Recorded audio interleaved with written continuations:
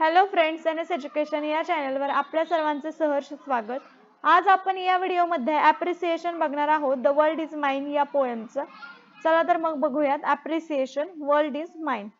Okay, तर त्यामध्ये first आहे टायटल. याला आपल्याला हाफ मार्क्स असतो. तर टायटल पोएमचं the world is mine. Name of the poet Joy Lovelet Crawford, ह्याला पण हाफ मार्क असतो. त्याच्यानंतर आहे rhyme scheme. Rhyme scheme stanza 1 चा आहे AABCC. राईम स्कीम कसं लिहायचं याची व्हिडिओ मी आधी टाकली होती. जर तुम्ही ती बघितली नसेल तर मी डिस्क्रिप्शन बॉक्स मध्ये लिंक देते, तिथे जाऊन तुम्ही चेक करू शकता. स्टांझा 2 चा स्टांझा 2 चा राईम स्कीम आहे ABBCCDD. त्याच्यानंतर स्टांझा 3 चा आहे AABBCC आणि स्टांझा 4 चा आहे AAABB. त्याच्यानंतर आहे फिगर्स ऑफ स्पीच.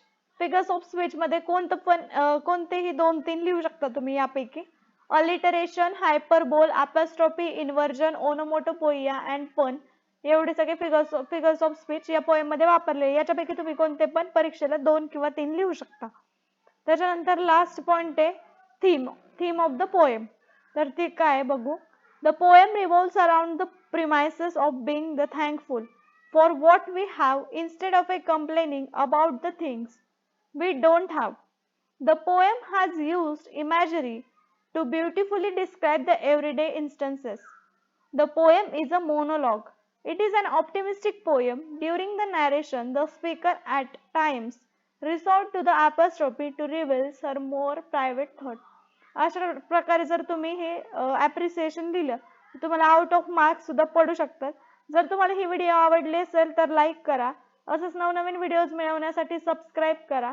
आणि तुम्हाला जर एनएस एज्युकेशन या चॅनलचं टेलिग्राम ग्रुप जॉईन करायचं असेल तर मी या व्हिडिओच्या डिस्क्रिप्शन बॉक्समध्ये लिंक देते, तिथे जाऊन तुम्ही आमच्या टेलिग्राम ग्रुपला पण जॉईन होऊ शकता.